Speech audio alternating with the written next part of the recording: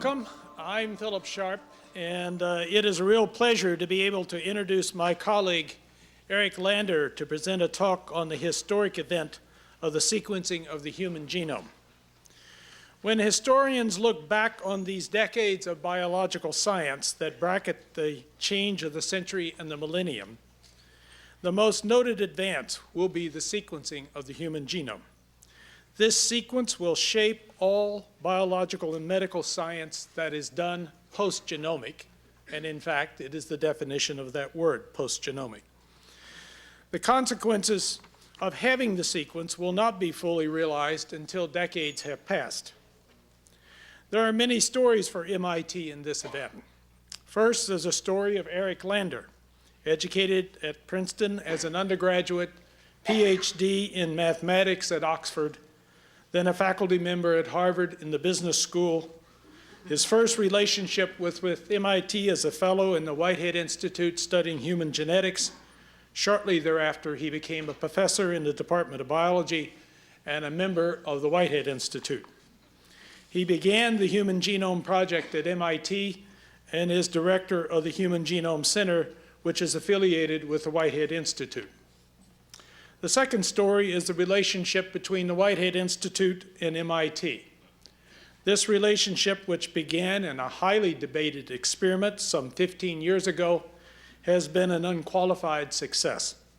The Whitehead Institute has produced great science, some of which we celebrate today, has produced great leaders in science, and has played a full role in education at MIT, as typified by Eric's outstanding lecturing in the core biology course here in 10250, which he does in the fall.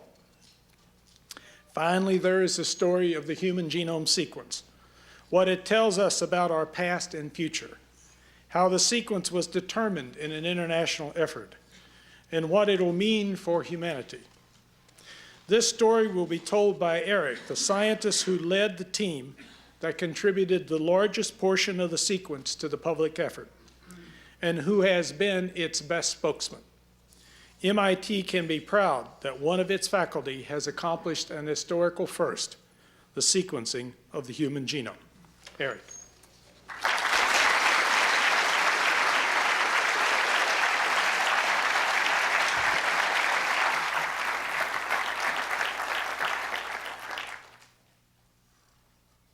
Let me start by, but I have no voice, by the way. One of the casualties of this week, which has been a rather intense week, is that my voice seems to have been lost somewhere between here and Washington. So those of you who are used to my lecturing in 701 may detect a somewhat more painful version of it today. But in any case, let me correct one thing Phil said right at the end, because I think it's very important. One of its faculty members has completed the sequencing of the genome. Of course, and I know Phil means it, what happened is about 250 people here at MIT and the Whitehead Institute have completed this remarkable project of sequencing the human genome. Because I think one of the really most important aspects of this project is that nobody could do this alone. This was the first example of a truly collaborative effort of enormous proportions in biology. And I don't think it will be the last of those efforts. I think we've learned that there are projects that we need to get done to provide the infrastructure for our field, to provide the tools that the single smart graduate student and postdoc can use for her or his experiments, and that we need to work together to make those tools. And I think, before I go anywhere, I want to say how tremendously honored and pleased and proud I am to have gotten to work with so many people here together in this community to get this job done. And any one of us had a small part, but what I can say definitely is if we here at MIT had not pulled together to do this, it wouldn't have gotten done. And that's a pretty good thing. If not any one of us was essential to us, this community was absolutely essential to it.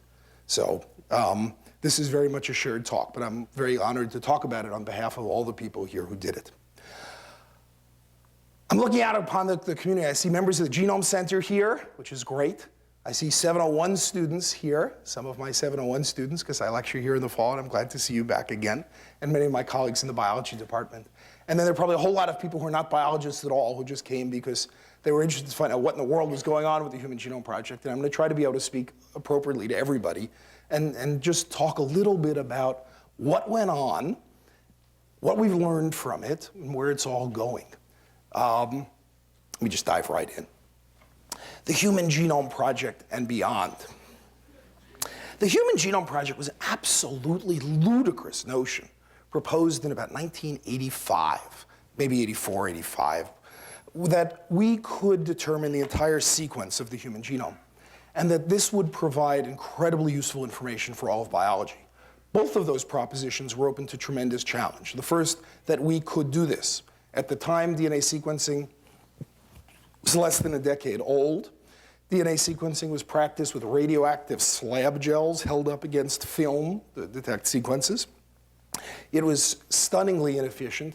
It was not that long before that point that people got whole graduate theses for sequencing of a couple of thousand letters in some plasmid. And here the field was talking about 1,000,000 times more sequencing than that. In addition, it was hotly debated whether this was worth anything at all.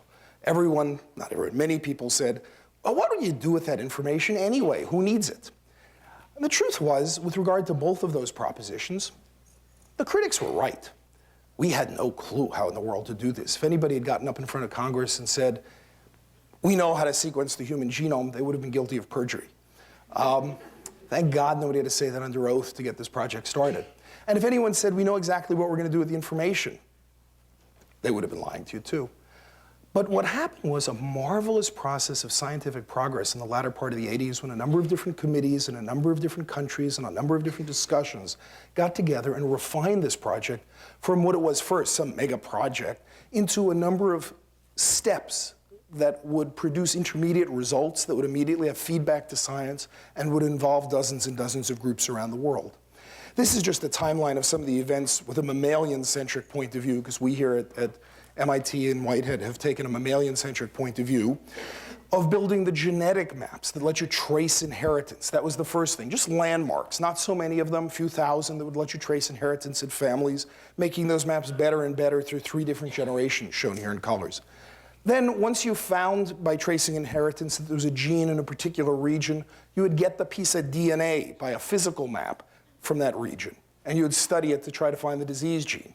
But then, of course, what you'd really like to do is sequence all those pieces of DNA so that instead of having to do lots of laboratory work, you would just double-click with your computer and up would pop what you wanted. That, of course, being the dream of biology experiments.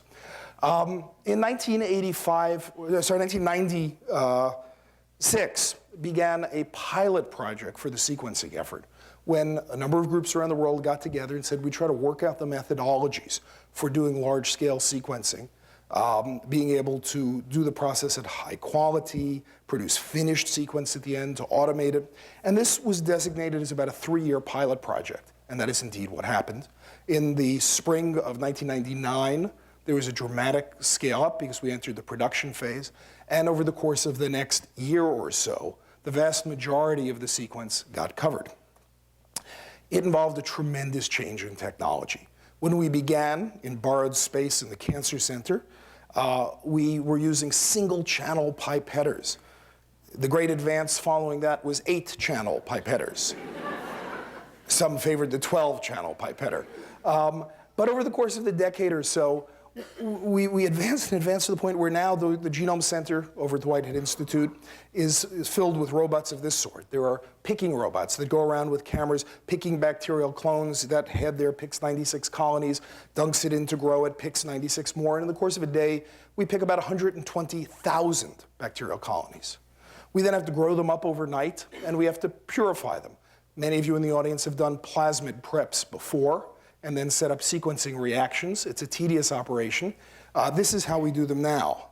This is the production floor for doing plasmid preps and sequencing reactions. Onto those conveyor belts, which use a new kind of biochemistry, a solid phase reversible mobilization that was developed at the Genome Center.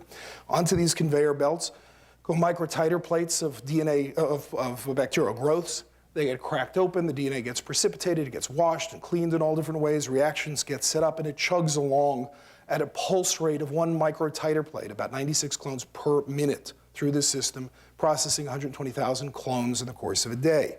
You see a tremendous number of machines in this picture. You see only a handful of people, and that is correct. The remarkable development team over at the Genome Center that built this robotics in conjunction with a company, in fact, is significantly larger than the number of people it takes to run the robotics, which is really quite delightful. Once all of this sequence once all the sequencing reactions come off, we have to detect them, and they go back to a room of commercial detectors. Back in the back room, we have a farm of about 145 capillary-based sequencers with a throughput of about 65 million letters of DNA per day. That's a lot of sequence per day. Then all of that goes upstairs to the informatics department where folks process this and assemble this and extract something from all the sequence. It was a very interesting year from May of 1999 to May of 2000, when the amount of the genome that had been covered in draft form, not perfect form, but draft form, grew from about 10% of the genome to about 90% of the genome in the course of one quite remarkable year. This is roughly what the year looked like here. It was month by month, the genome, and I could just look at this for again and again and again. It's just really amazing. Let's look at that again. It's really fun. And there you go. That's all there is to sequencing a genome. Now, this involved a tremendous amount of coordination of 20 different groups around the world, distributing clones, groups working at all different sizes. Our group at the Whitehead Institute was indeed the largest single contributor to the effort, but in fact, there were major contributions from the Sanger Center in England, from Washington University in St. Louis, from the Department of Energy, from Baylor in Texas, and then a number of smaller groups, all of whom played, I think, incredibly important roles in keeping this an international project. In fact, the project was so open that halfway through its scale-up phase, the group in Beijing, China said they wanted to join, and we said, sure. And Beijing brought in 1.5% of the genome done there in China. The groups were all very different in how they approached this, but they all shared one absolute commitment, which was that the data, however it was produced, would be freely released on the web every 24 hours without restrictions of any kind. That was the only condition for signing up to join the International Human Genome Project. It was a pleasure to work with all these people, and it was a pleasure to do all this work. And I've got to say, there's just absolutely nothing like just being able to be left alone and focus on your science. And this was absolutely nothing like being able to be left alone and focus on your science. We spent the entire year while we're trying to sequence the genome waking up to newspaper headlines all the time. Because apparently, I understand, some company decided that we were being slow about it. And decided to create a business plan that they were going to sequence the human genome so much faster than anybody else, and they would therefore have a proprietary database that they could do with as they chose. To my mind, there was a little miscalculation there, in that I think they mistook what was the designated pilot phase, where we were attempting to figure out how to do this thing carefully and right, for an inability to scale up when we were ready. And so, in fact, I think somewhat to their surprise, they found that we were zooming along just fine doing this, and that the business plan, which involved having a 3-year window where the sequence was exclusively available through this company, really seemed to, well, it didn't look so good after a while. We'll come back to what actually happened, because scientifically there was a lot of very interesting stuff there. There were some claims that they were going to do this by a much more powerful method, the much vaunted whole genome shotgun method, that instead of dividing the genome up into pieces, they were going to toss the whole genome into your blender, press, puree, and be able to sequence lots of pieces and put it together. And this was so much faster than the silly old, know where you are and get the whole thing organized kind of way. Well, we're going to come back to that point, because for the first time we know the answer of what actually happened. But given all the controversy of what was going on, we decided that the best thing to do, I believe Senator Aiken really gets credit for this strategy, was simply to declare victory, right? This was the old Vietnam strategy, right? In his case, it was declare victory and withdraw. We just declared victory and went back to our labs to get to work, finishing the genome. Back on June 26th, there was a big announcement at the White House that the human genome had been sequenced. At least, if you read closely, that a draft version of the human genome had been sequenced. And if you read really closely, that the groups claimed that a draft sequence of the... You could obviously, in our case, you could check the web yourself and see that there was data there, or that you'd have to analyze it yourself. In the case of the company, you know, go figure, how would you know anyway? But it didn't stop the announcements, and it was basically right, because there had been an amazing milestone achieved, which was that it was no longer the case that the lack of sequence was a rate-limiting step for biology, that for the vast majority of the regions of the genome, you could get your hands on the sequence. But what we hadn't done is analyze that sequence, put it together neatly, seen what's in it, really read through the book. And to my mind, although I realize it seems sort of pokey and old-fashioned, instead of science by press release, to me the real milestones come with peer-reviewed papers. And that's what, in fact, happened this week. That's what was exciting this week, was that a paper appeared in the issue, in the journal Nature. In fact, a remarkable collection of about 20 papers appeared in the journal Nature, one of which reports the sequence of the human genome in an initial analysis. Some others report other related topics I'll talk about. It appeared officially, cover date yesterday. We held a press conference on Monday to announce this. And this picture here, by the way, is one we designed here at the Whitehead Institute. You may not be able to see closely, but this is a picture of DNA that has been decomposed through the photomosaic technique into 1,500 human faces from around the world. And so when you get your issue of Nature, look up close. We did this here. In fact, we had this idea of doing this here, and then we searched the web to find out where in the world was that company that made these photomosaics.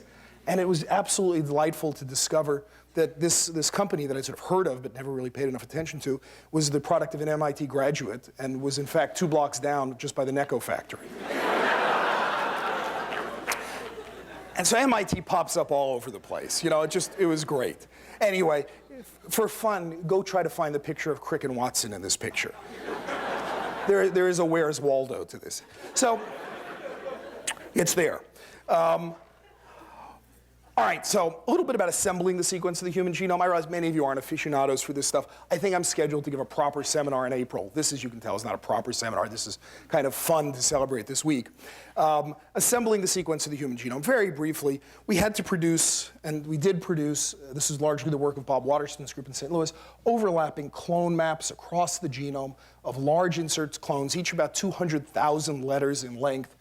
And then to select from that a reasonable tiling path of these large, we call them BACs, bacterial artificial chromosomes, these large 200,000 base pair clones, break up each of these things into small shotgun fragments, sequence them, and reassemble them into a draft form that still had some gaps, but a modest number of gaps, perhaps 8, 9 gaps, something like that. And then with computer programs, merge them all together into overlapping sequences based on where we knew these clones were.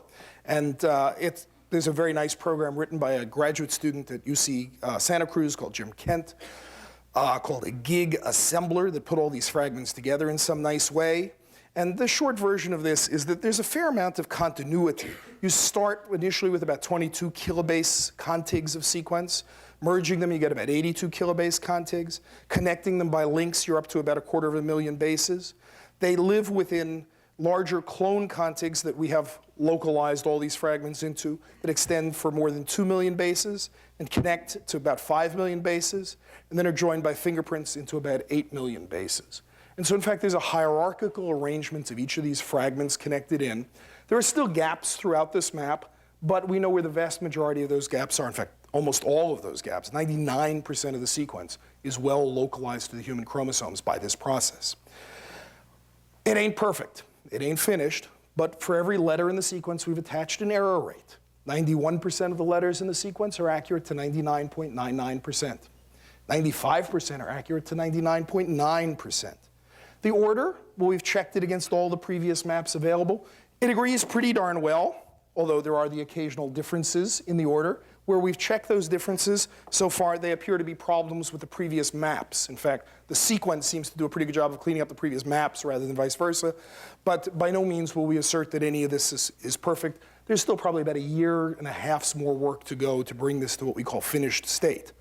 But already, there's an awful lot of genome there.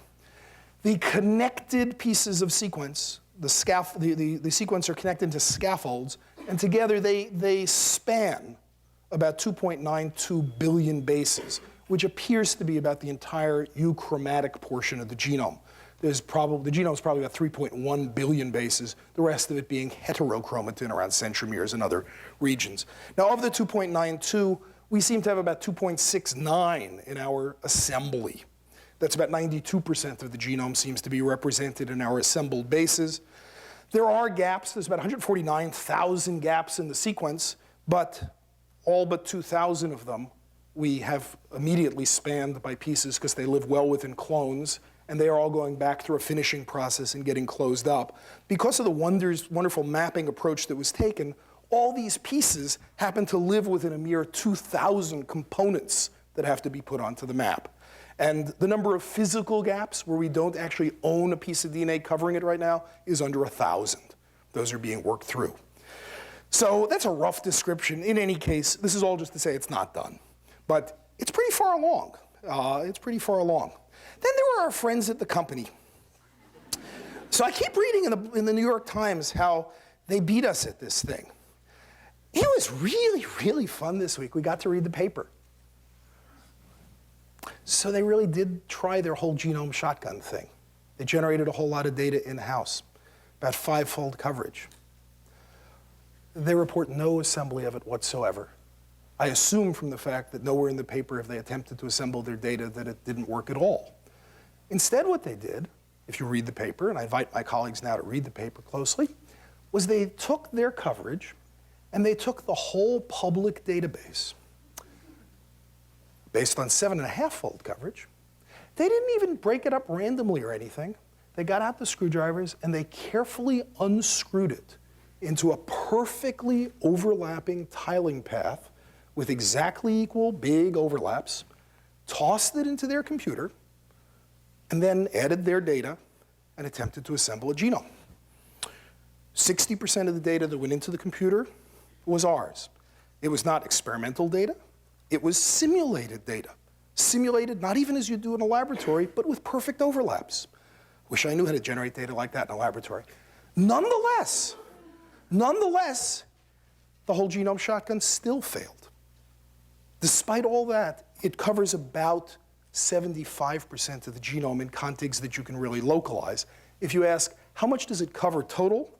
Here's what it looks like. They call it, the word faux is their word in the paper. Their faux whole genome assembly actually has about 88% of the sequence in it, although it is in 119,000 separate pieces that have to be localized, far beyond what you can localize. If you take the biggest ones, you can get about 75% of the genome realistically localized, and about 25% of the genome is in, I guess the technical term is tossed genome salad. So the assembly that actually got reported by our friends, although this makes no difference to the New York Times, was not that whole genome assembly. What they did instead, when they realized they had trouble with this, was they simply said, all right, we'll take all our data, we'll lay it on top of the public clones in a clone-based assembly, and we'll just assemble the local bits. So instead of a whole genome assembly, they did assemblies on the order of about half a bacteria long. That, however, did work. Of course, what it produced was about 2.65 billion bases of DNA. The input to that, of course, was our 2.69 billion bases of DNA. And it produced about the same coverage as the genome. So, I don't mean to make a big deal out of this difference. This is basically the same. So I think, in fact, what they did was they rearranged our sentences within our paragraphs or something like that. I must say, after putting up with 3 years of science by press conference, it is a pleasure to read a scientific paper and find out what really happened. And I gotta say, there were some pretty dark times in the course of the Human Genome Project when we felt, should we just throw in the towel? Was this really possible to put up with a steady drumbeat of press telling us that we're being silly for being slow and wasteful and all these things? In the end, there would be no Celera paper but for the Human Genome Project. And you know what? We're very proud to have put our data on the web and let them have our data and all that. The only thing I ask is that they probably ought to do a better job of acknowledging, why they have an assembly, but they're welcome to the assembly. The data is there for everybody, even for those who would like to say that they're competing with us or beating us. That is the one great thing about making your data freely available, is because you have no chance of winning, because you give everything to your competitors, you absolutely are guaranteed to have no chance of losing. And that's important, because we have to win by giving this stuff away. All right, interpret.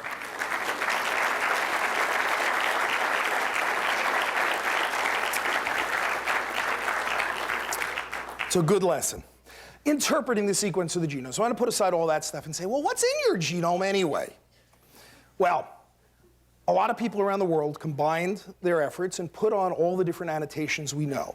There is a browser at the University of California, Santa Cruz, where we display all the different RNAs that are known, all the ESTs that are known, all the similarities to the pufferfish tetraodon and mouses going on in the next month or two, all the repeat sequences, and anything else you want to know about the genome. Either the folks at Santa Cruz. Here's the Santa Cruz browser. If you visit it, you can zoom in or zoom out according to your preference. You can scroll along the chromosome. You can set it for which things you want to see, which things you don't want to see. And if you have any suggestions for what else should be there, let us know and it'll get added. In addition, because we believe in diversity, the European Bioinformatics Institute has its own version of this browser. Same sequence is used here, but they put it up differently. They have different approaches to how they're annotating it. The National Center for Biotechnology Information also is bringing up a browser. And there'll be a lot of diverse ways to look at this sequence. There is also, when you get your copy of Nature, this way to look at the sequence. We have a fold-out, in fact, 2 roll folds that come out of the journal with the human genome on it, showing the key features like the density of G's and C's and sign elements and line elements and all sorts of things. It is, I must say, not at a terribly usable scale. It's at a scale of 3.3 million bases per centimeter, which is beyond my visual acuity, but in any case. But it looks pretty to put up on your wall. But you notice certain things from it. In fact, going back to it, you can see, if your eye is really good, that the GC content, which is this black line, goes up and down a fair amount. The genes, there are some dense urban neighborhoods of genes, some rural neighborhoods here of genes. If you plot it, the genome is really lumpy. We're very lumpy compared to other species. There are regions where your average GC content's 41%. There are regions where it takes an excursion up by 10 or 15% for periods of 10 million bases before it comes back down again. And even a little bit of statistics will tell you that this can't possibly happen by chance. In fact, there are very distinct neighborhoods. The GC-rich regions appear to be gene-rich. In fact, we have now great data about how gene-rich they are. They also, by the way, correlate to many other things, such as chromosome banding pattern. There's a very strong correlation where the GC-rich regions correspond to the light bands in chromosomes. And in one of the companion papers to come out in yesterday's issue of Nature, one of the consortium groups put about 8,000 of the back clones that had been sequenced onto the cytogenetic map and drew these correspondences, which is useful both for the general statement, but also for, say, cancer genetics, where one can take cytogenetic rearrangements and correlate them now to sequence because you have 8,000 tie points. Now, you may know that most of your genome is not genes. In fact, only about 1 to 1.5% of your genome is genes. Most of your genome are repeat elements. They're repeat sequences. They are transposable elements that have inhabited our genome and hopped around over the course of hundreds of millions of years. From their point of view, that's the purpose of our genome, is to carry around them, because they certainly are the majority occupant. They consider the genes a necessary detail in order to propagate the transposable elements and all that. But when you go back to 15 years ago, people said, the repeats, they're boring. I might have actually thought that too even 5 years ago, but I got to say, they're unbelievably interesting, these repeats.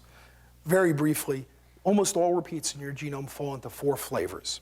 One are called line elements, one are called sign elements, one are called LTR retrovirus-like elements, one are called DNA transposons. For example, the line elements are one of the great inventions in the history of eukaryotes. They're a transposable element. They make an RNA that goes off to the cytoplasm. It has 2 open reading frames. It gets translated into protein. The protein grabs the RNA that made it, brings it back to the nucleus, cuts the chromosome at a site, and reverse transcribes it back into the chromosome. It's a completely self-contained package for making an RNA, getting the machinery translated, coming back to the nucleus, and copying yourself. You'd think the ultimate parasite. Sign elements, interestingly, are parasites upon the parasites. They encode nothing. All they do is they make an RNA that doesn't get translated. There's no open reading frame. They go off to the cytoplasm. The only thing this RNA is supposedly really good at is grabbing the line machinery away from a line RNA and getting it to stick it in the chromosome instead. See, they have a lot of millions of years to work this stuff out, and it's very clever. Retrovirus-like elements, these things also move by RNA intermediates by a different mechanism. They involve a GAG and a POL, but not an ENV gene. But otherwise, they look an awful lot like the mechanism of retroviruses. And indeed, it is thought that these were the precursors to retroviruses, that they learned first how to do their jumping jacks within a cell, and then after having worked out how to do all this, get reverse transcribed, whatever, pick up a cellular envelope gene and depart. Then there's DNA transposons. They're very different than the other three because they don't make RNAs. What they do is they make a message that goes off. Sorry, they don't transpose through RNA intermediates. They make a message, it goes off, makes a transposase. The transposase comes back to the nucleus, cuts the chromosome, and moves the DNA element elsewhere. These guys have a very different life than the other guys because this is actually a pretty crummy lifestyle. If your transposase, well, the problem is your transposase gets made out there in the cytoplasm, comes back to the nucleus, and tries to find who made it. It would like to find the element that made it and move that element preferentially. Remember, the line is smart enough that the proteins grab the RNA that made it. That way you ensure that you're moving an active element.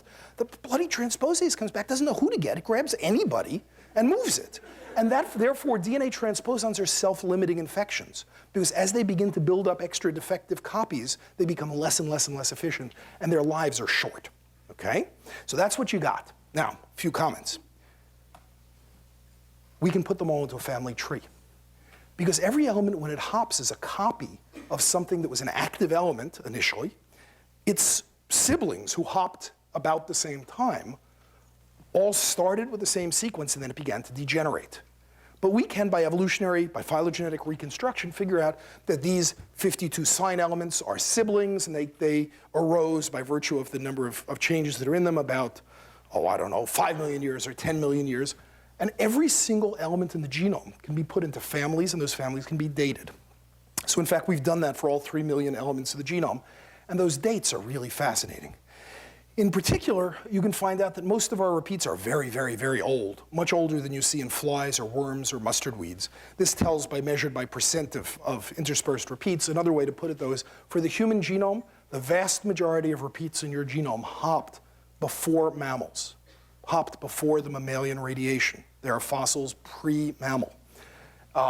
And so they're quite old things. But here's a shocker.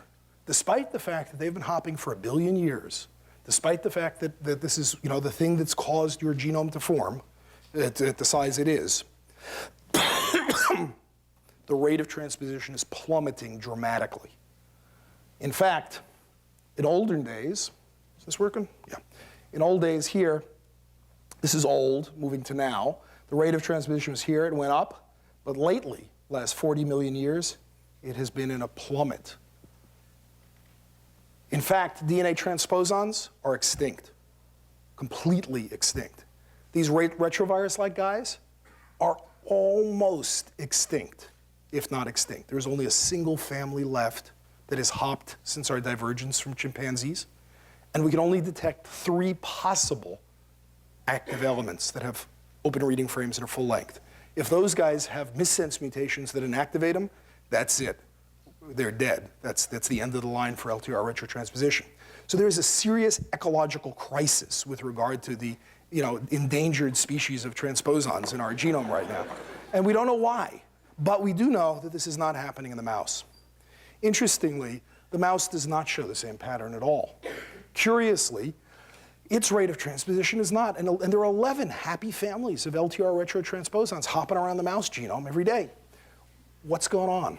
We don't know. But we have some interesting speculations having to do with the fact that it may be that our genome, that our population, the hominid lineage, has very small population size, and we're much more subject to the effects of genetic drift that could let you lose the small number of active elements. So that's my own guess, but we have no evidence of this. Rodents tend to have much larger population sizes and are much less subject to genetic drift. But we're going to have to look at a bunch more species to know what's going on.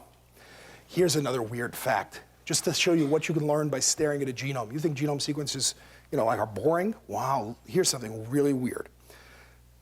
If you were a transposon, where would you go? Would you hop into gene-rich, GC-rich DNA, or would you hop into gene-poor, AT-rich DNA? Well, if you were a smart transposon trying to get along with your organism, it'd be sensible to hop into gene-poor AT-rich DNA where you do the least damage. And in fact, that's exactly what the line element does. Line's endonuclease cuts the chromosome at AAAAT. And in fact, that accounts for the tremendous enrichment of line elements in AT-rich gene-poor regions. Seems very sensible, sort of a détente between the organism and the genes, the organism and the transposons. Sign elements, however, show exactly the opposite pattern. They are highly enriched near genes. Now, A, that doesn't make a lot of sense. Well, why should they do that? And B, far more importantly, from the point of view of biochemical mechanism, how do they accomplish that? Because I thought I told you they use the line endonuclease to move. Why don't they get stuck in at AAAT? Two hypotheses. Number one, somehow that RNA is so smart that it could reprogram the endonuclease to put it elsewhere. I don't know how to do that. That'd be a fancy bit of protein machinery, but maybe protein engineering, but maybe. Alternative hypothesis, they actually go in AT-rich regions, but evolution favors the retention of those that are near genes in GC-rich regions. But the latter hypothesis that I've just stated would imply a function. Well, we now know the answer, because we can look at the genome, and the genome will tell us the answer. How do we know?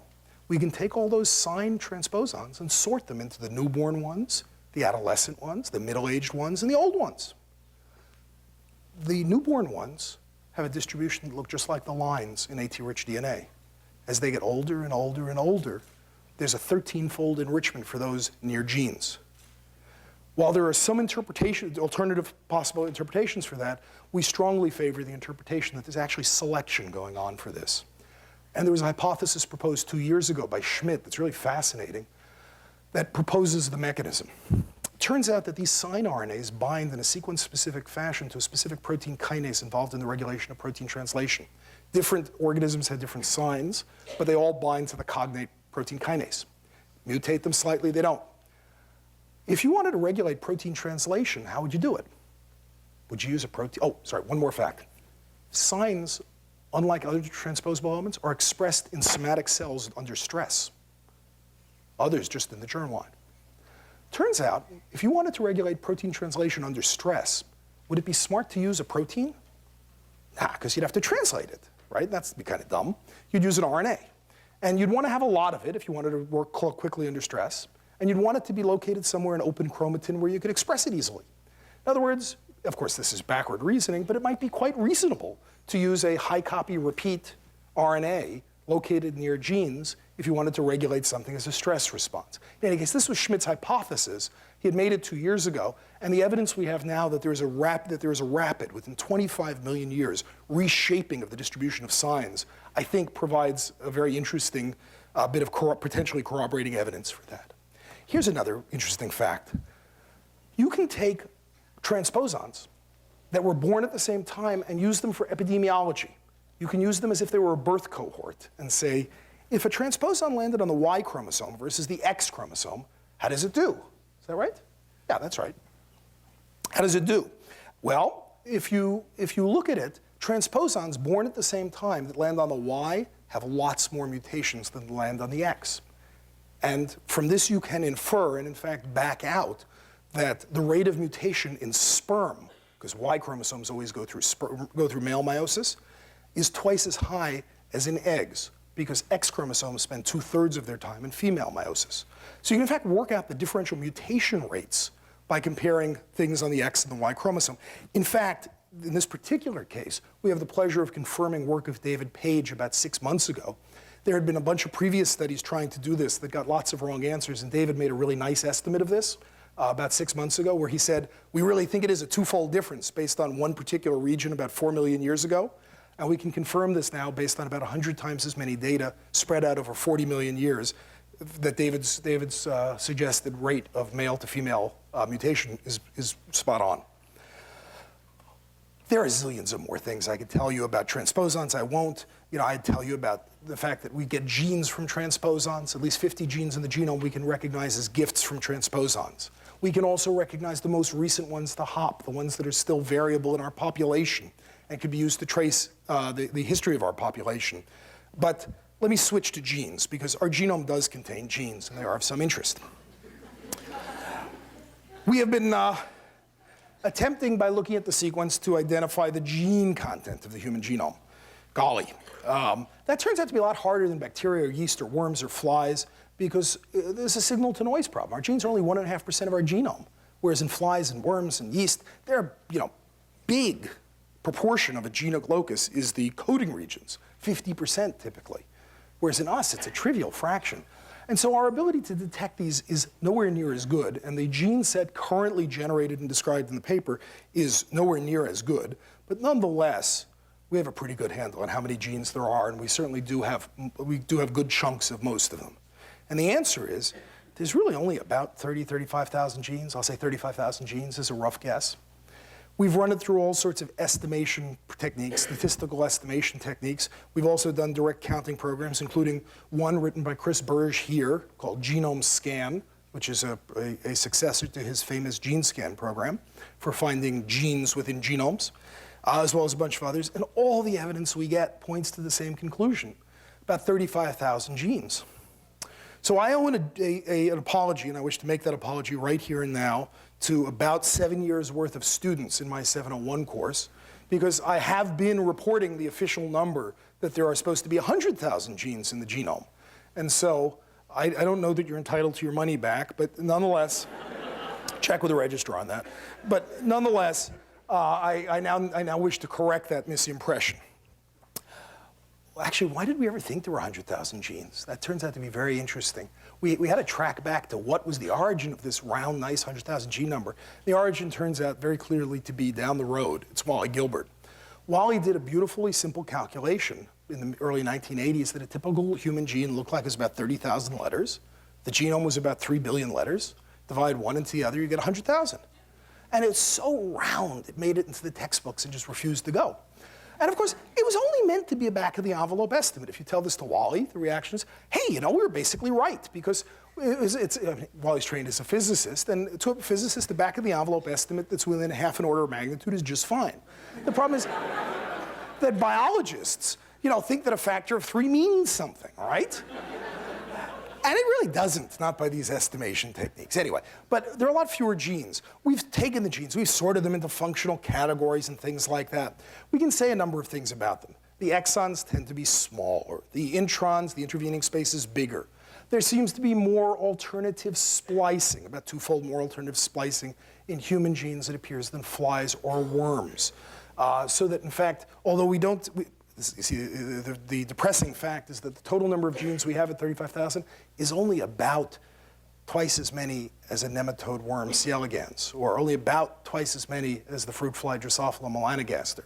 And on the whole, we like to think that we're a lot more complicated than that. And so this has provoked tremendous concern, particularly in the past week, about people worrying about how we can be so complex with such an economy of genes. One answer is, well, we make more proteins out of them. We do more alternative splicing. That clearly does seem to be right. Another fact to mention is that they are indeed, there's now, we can tell, a huge bias to the GC-rich regions, in case you needed any confirmation about this, about a 10-fold enrichment there. But when we look at our genes, we ask, how are they new? How are they different? What explains what makes vertebrate genes? Well, first off, we are not that innovative. Most of the domains in our proteins, they're old. They're in invertebrates.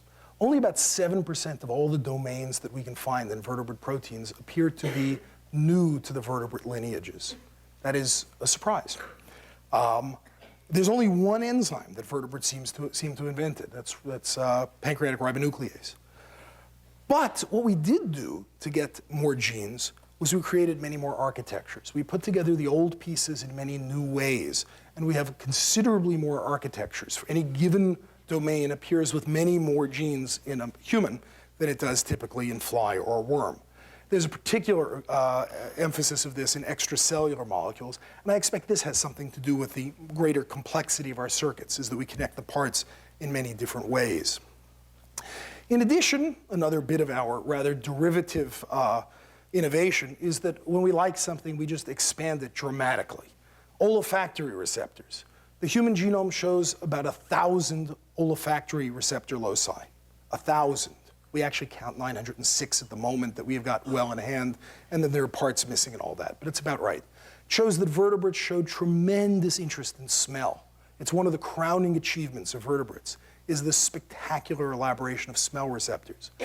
However, I'm sorry to report that having done this, the hominid lineage decided that it didn't really care about smell receptors, and 2/3 of our smell receptors are pseudogenes, we can clearly see from the sequence, whereas mouse keeps its smell receptors in pretty fine working order by comparison. We seem, after all this investment in the nose, to have decided to settle on the eyes instead as a more interesting sense. And you can see it in what we tidy up in our genome.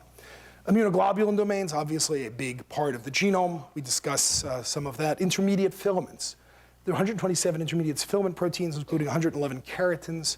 If you wanted to describe a vertebrate, you'd say it's something that really likes epithelial surfaces, all sorts of specialized epithelia for these intermediate filaments. Growth factors, we're into growth factors.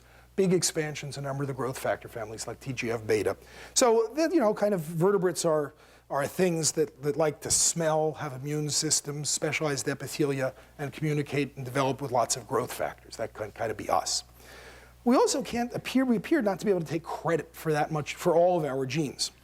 Actually, about 223 is our count, genes that we find in the human. There is no homologue outside of vertebrates in the rest of the eukaryotic world, but there are homologues in bacteria.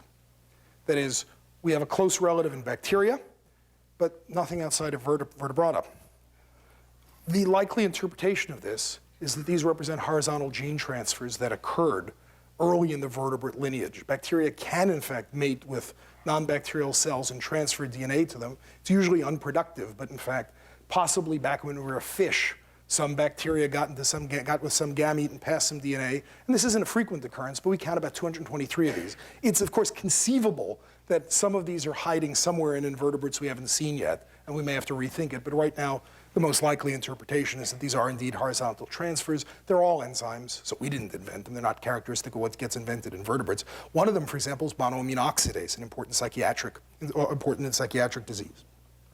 Now, to extract all of the information out of the genome, we're going to need to line it up with lots and lots more species. And so already the International Consortium is at work on sequencing mouse, rat, zebrafish, pufferfish, and various other species. In a partnership between Whitehead, WashU, and Sanger, we've been generating random coverage of the mouse genome to be able to pick out exons by cross-species homology. The goal is to get about 3-fold coverage. We're already at 2-fold coverage, so I think the goal of 3-fold coverage by the spring will be met. And we'll be able to line up and I think identify many of the exons from the mouse rather directly. But I think we're going to be able to get a lot more than just the exons. Because in fact, I think we'll be able to get much of the regulation this way. I'll give you just one neat example that emerges from looking at the genome sequence. We have a very important set of genes involved in development called the HOX clusters. These HOX genes occur in 4 big clusters, HOX A, B, C, and D, that all are homologues to things that arose in insects. We've sequenced them now, not just in the human, but we've done them to completion in the mouse, the rat, and the baboon. When you line them up, and this is work of Ken Dewar at the Genome Center, they line up spectacularly. I don't just mean good, which is you'd expect, but spectacularly. That is, over 100 million years of evolution, they fall perfectly on a diagonal. There's been no insertion or deletion to speak of across these loci.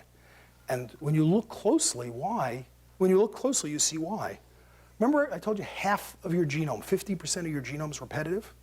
At the HOX cluster, it's 1%. The HOX cluster has essentially no repeats. It admits no mutation through repeat, either in the human or the rodent lineages. There's no target for changing.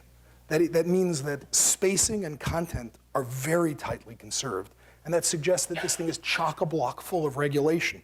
And sure enough, when we line up the different species, we can pick out more than 100 apparently conserved regulatory features there. I don't think this is particularly special to HOX. I think HOX is very special in the way it's all tightly conserved and spacing and all that. But I think, in fact, if we can get the correct alignments throughout the rest of the genomes, we'll be able to pick up lots and lots of regulation that occurs.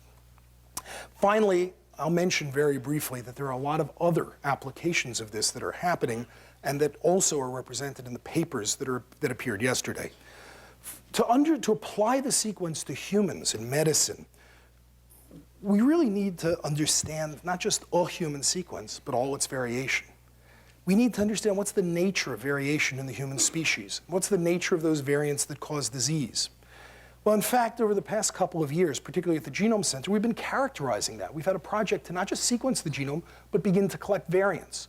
We did a project maybe 3 years ago, which at the time we called, foolishly, large-scale survey of variants in the human genome, where we reported about 4,000 single nucleotide differences and could report that the frequency was about 1 in 1,000, actually 1 in 1,300. The typical genes had only 2 or 3 or 4 common variants in the population. And then in general, we looked, despite being 6 billion people, like we were really a population of about 10,000. And that's right, because we are a population of 10,000. We all trace back to a small founding population in Africa a mere 5,000 generations ago. And we show it from our DNA variation. This is, of course, very important, because if we have a very little amount of variation, we stand a chance of characterizing every variant in the genome, maybe 3 or 4 variants for each of 30,000 genes, and testing each one for correlation with disease. Doing human genetics may become a simple matrix problem. Write down all the variants along the top, all the diseases along the side, and fill in the matrix, and just see. That would be a lot of fun. Well, if so, in order to do that, we need various techniques. I won't fuss over these. There are techniques called association studies, where you directly test variants, linkage disequilibrium studies, where you indirectly test them by ancestral haplotypes. But what you need for all of that is to have zillions and zillions of variants. The goal is to have such a dense map of single nucleotide polymorphisms, we call them SNPs, that you can comprehensively test for disease association anywhere in the genome by looking for the signatures of ancestral haplotypes enriched in people with disease. But you need a lot of them. 4,000 that we published 3 years ago is not much. So happily, a great example of how industry and academia can work together, the SNP Consortium was founded.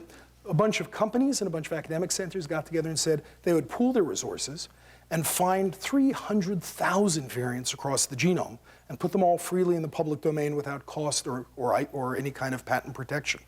This got going about 2 years ago, and it has been wildly successful. It's a great example of how industry and academia can work together to produce things that are helpful to all concerned.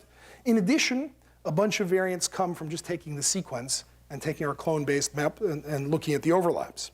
So the number of SNPs, the number of variants in the genome has grown from when we reported, right over here, 4,000, and we were very impressed with ourselves, to basically the work of 3 centers, WashU, Whitehead, and the Sanger Center.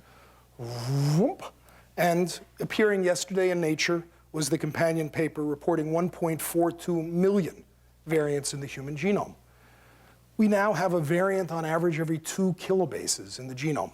We will push forward. We like to get about 4 billion variants or so, but already we are just up to our ears in variants across the genome, and we stand a very good chance of defining all of the ancestral segments that occurred in the genome and using them to trace disease. I won't tell you about, I'll skip over a couple slides here, that we've also measured how big those segments are, and that varies with populations, but in Northern Europe, they're quite big, on average about 100 kilobases in total, maybe 50 or 60 in either direction from a point. In certain African tribes, they're much smaller because the ancestry is different in terms of the age of the founding of that population. But we're going to be able to understand those and use these for disease studies. I'll skip over those factoids. In addition, and I'm not going to talk anything about it, this work on the genome is having a huge effect on cancer studies as well. It's driving us in cancer studies and many other people to look at all the genes simultaneously in the cell. And I think the reporting now of the full list of genes means that we're going to be able to make really good microarrays to study the pictures of gene expression in cells, finally, with for the first time, comprehensive arrays. All right, well, the goal has been to try to create for biology what the chemists have had for the whole last century, the periodic table, to have the parts list. I don't know, folks call this stuff the holy grail and stuff. I'm not convinced by any of that. This is just a parts list. But a parts list is a very useful thing. We are now closer than I had thought we might ever get to such a parts list. We don't have fully all the nucleotides, but we will. Give it another year or so. We don't have fully all the genes, but we have the vast majority covered to the vast majority of their lengths, and give it a year or two, and that'll be there. And that means, and we also have, by the way, the isotopes, the variants on the elements, namely those SNPs. I think it's probably fair to say that you could already start planning your experiments, counting on the fact now safely that all of that will be there, that the periodic table will be up on your wall in the next year or two. It won't be perfect yet. It'll take, well, actually, the periodic table wasn't perfect when it first went up on the wall. They spent 20 years filling in all the holes, right? It didn't cost them quite as much money back then, but they spent a lot of time filling in all the holes, right? And so none of these things are ever perfect, but the conceptual framework there is there. I think it'll have a big effect on us. Before I close, though, I have to reemphasize what I said at the beginning. This was different than any other project in biology. When you stand up usually and you give a talk in biology, you talk about your work, or your work and a couple of graduate students or some postdocs or something like that. This is a project where there's nobody who can take personal credit for this. This is something that happened because of the way everyone agreed to pull together and share the work and share the credit. The group that did the most to bring this to fruition is shown here on the snow. This is the Whitehead Genome Center over in the park in Charles Street. This was the only place we could find we could actually take a picture. There was no indoor location. We could actually manage to get the whole Genome Center and still have a camera stand back far enough to get them. But this is the folks, and one could not ask for a better set of colleagues and friends to have worked with over such an extraordinarily exciting, at times stressful, but always exhilarating time. And so I am in tremendous debt to my colleagues here. I will not name the names of all 250 people associated with this. I will in particular single out Lauren Linton, who did an amazing job at mounting a scale-up for the center in the course of this project. And I do particularly want to thank Chad Nussbaum, Bruce Bieran, and Mike Zodi, who have been the assistant directors of the center, who have managed all different parts of this effort. But there are heroes throughout this entire picture. In addition, there were groups around the world that contributed tremendously. This is a picture of the first Bermuda meeting that occurred. It was in Bermuda, really truly, amongst the different international centers. And I owe great debts to colleagues in different countries, and we all are still working together. But the only really appropriate credit slide for this talk is that. This is the first talk where you really just have to put up the whole globe and say, we done it together.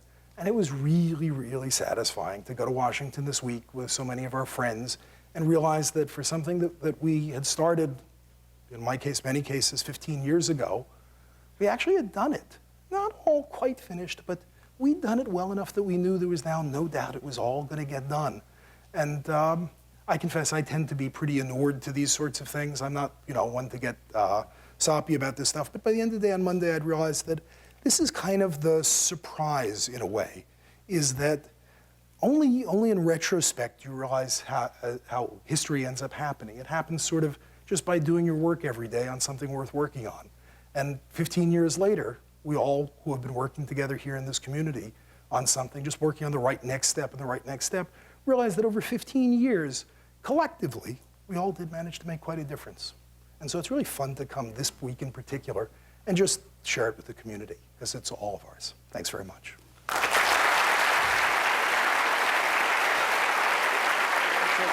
Of course. Absolutely. How many of your colleagues here? There are some at least, right over here.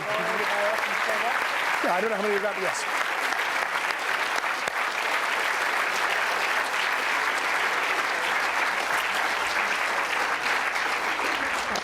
In the tone of Eric's comments, I'd like everybody who participated in the Genome Center work who's in the room to stand up. And let's thank them too. Come on. Come on, guys.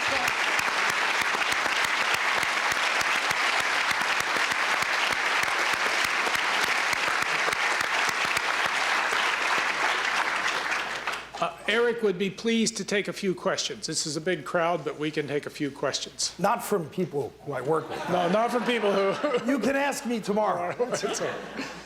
A few, please. What's the fraction of genes involved in intelligence? The fraction of genes involved in intelligence. It depends on the definition. If you mean the fraction of genes which, when knocked out, disrupt your intelligence, it's probably, like we've always taught, half. or more. If you include being dead as being an insult to your intelligence, then it's a very large fraction. If you want to know what fraction of the variation in intelligence in the population is attributable to variation in genes, we haven't a clue. And my own guess is, I mean, this is the usual question of how much genetic determinism of intelligence there is. There's nothing in our sequence that tells us much about that. And what I do think I find most interesting in our sequence, because I think it's a point worth making, is that the very fact that we are so extraordinarily similar across the species, that we're 99.9% identical, only one difference in 1,000, and this holds across the whole planet, and that we come from such a small founding group, tells me that the population genetics have not changed in 5,000 generations, but we ourselves have changed opportunity in society and what's possible and what we think men or women or people from different groups can do so dramatically.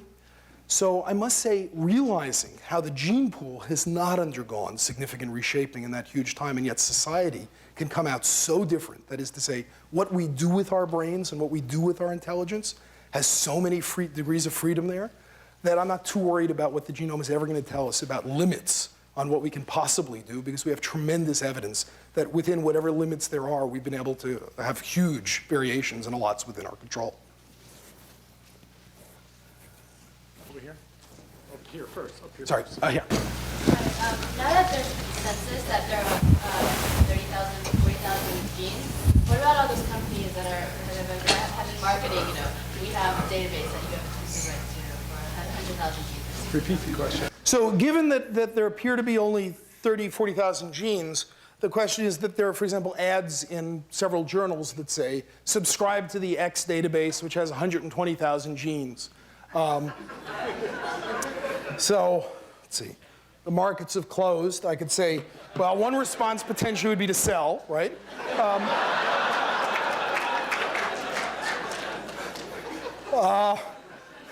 Another response would be that the New York Times actually has begun to probe Insight Pharmaceuticals, now called Insight Genomics, on this question, because the ad I just quoted is from Insight.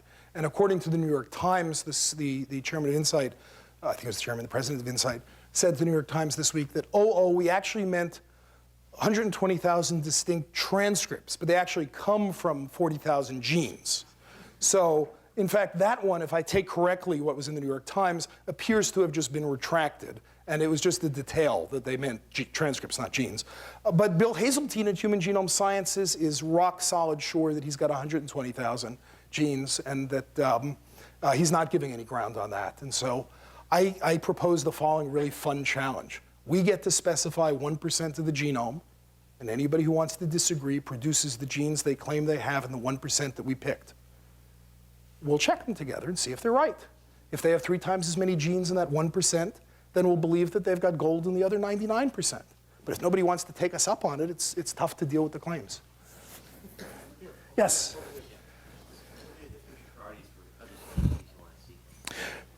Future priorities for other species. Well, what this is telling us is that sequencing is a tremendously powerful way to get information you never imagined before. Like all this repeats, all this other stuff. Clearly, experiment is never going to go away. Experiment is our primary driving force, but it's a great way to form hypotheses. So my sense is already mouse is underway, rat is underway, zebrafish is underway, 2 different pufferfish are underway. I believe that several of the organisms along the lineage leading to vertebrates, like Siona and such, will be sequenced in the next couple of years in order to figure out what were the key innovations. Chimp is a very interesting debate. I can tell you already there's going to be 50 million differences with chimp, because we know what the percent difference is. I just don't know which ones are going to be important. And there's an active debate in the community as to whether we should race to sequence chimp or whether we should figure out what in the world we do if we have the 50 million differences. And I think what will happen is there'll probably be light coverage of the chimp to see if we can interpret those differences. Most of them are probably just noise, right? And if we can figure out, is it 10 that mattered or 10,000 that mattered, how are we going to know before we go overboard? I have a feeling that as the cost of sequencing comes down, already yeasts, I mean, it's no big deal to do bacteria, right? And I think it's going to soon be no big deal to do fungi. And I can't see why we wouldn't just continue to sequence lots of organisms as the cost comes down, because it's telling us what is the greatest lab notebook in history. Evolution, it turns out, has been taking notes for 3.5 billion years in its lab notebook. Now, it did not have a good course on research practices, because it only takes notes on the successful experiments. It throws away the unsuccessful experiments. But we got the notes on the successful experiments. And obviously, we don't want to criticize it because it was before it got started before these procedures were required of graduate students, et cetera. But it's a pretty good lab notebook. Over here, there's Yep. and then question. We'll end in a couple more questions. Yeah, I may have missed the boat when you explained how you're going to apply. Once you have the sequence genome, how do you use that how would you apply that knowledge? Like once you have the sequence genome, how do you use it? I'm not sure that I Okay, so, and I didn't really say, and I apologize, in many different ways. One way, make an expression array where you put down a piece of DNA complementary to every gene, take the messengers from a cell, wash them over, and see which genes are on and off. By having a comprehensive list of all genes, you know you have a description. Here's another way. Produce full-length cDNAs for every gene and actually express the proteins in appropriate places. If you're a pharmaceutical company, test a small molecule that has an interesting biological action, but you don't know what its target is, for binding against all 30,000 genes. And if it has a side effect, test it against all 30,000 genes to find out what other things it may bind to. Look at all the interactions between those things. I mean, in some sense, it's asking, why have a periodic table? After all, it doesn't define the experiment. The genome sequence doesn't define the experiment. What it does, though, is it converts the search for every answer into a search in a finite list. It means with periodic table, I can look it up on the mass spec. If I know what I saw go by and its mass and a few properties, I know what it was. Increasingly in biology, we're going to be in a world where when we see something happen, we can know what it was that just happened, what particle went by, what protein it just was. Whereas in the past, for almost any phenomenon we were studying, we had to spend months or years figuring out what just did that. And I think what it is the great boon to the graduate student or the postdoc, because usually the graduate student or postdoc spend most of their time tracking down what the part was, which is kind of boring compared to the phenomenon. Now they can study a phenomenon, and the tools aren't all there, but 4 or 5 years from now, maybe, it'll be much easier to describe that phenomenon in working parts and get onto real experiments. That's what it's for. One gene, one protein idea that we used to have, what do you think is going to happen now? How many? We sort of, yeah, one gene, one protein. What happens to that? Well, of course, one gene, one protein is the official doctrine in 701. But even in 701, we did acknowledge that that wasn't always the case, and that there was alternative splicing. I mean, viruses have been good at this for a long time, of being able to put together other transcripts and such. And we've known about this for a long time. What it means is that there'll be a more intensive study to figure out when you make 3 proteins from the same gene, how different are they really? They're not radically different proteins. They're variations on a theme, typically, with some extra domain. And I think some serious work will have to go to that question of what this domains, the extra domains do accomplish there. But I think, as with all of biology, I mean, the central dogma isn't strictly right, and one gene, one protein isn't strictly right. But it's not bad. It's not bad. Okay. Last question. Last question. How well were you able to sequence over the centromeric and telomeric regions? Were you able to define the ends of the chromosomes? So the backs that were sequenced were prioritized not to be those in highly repeated regions. We do seem to recover a decent number of clones for those regions, but because they tend to be strongly repeated, they got put at the bottom of the list. And so we poke our head into the telomeric and the centromeric regions, but we haven't dealt with it. And I'm not sure how well we're ever going to do it, really cleaning up 2 megabases of centromeric repeat or whether it matters. Last question.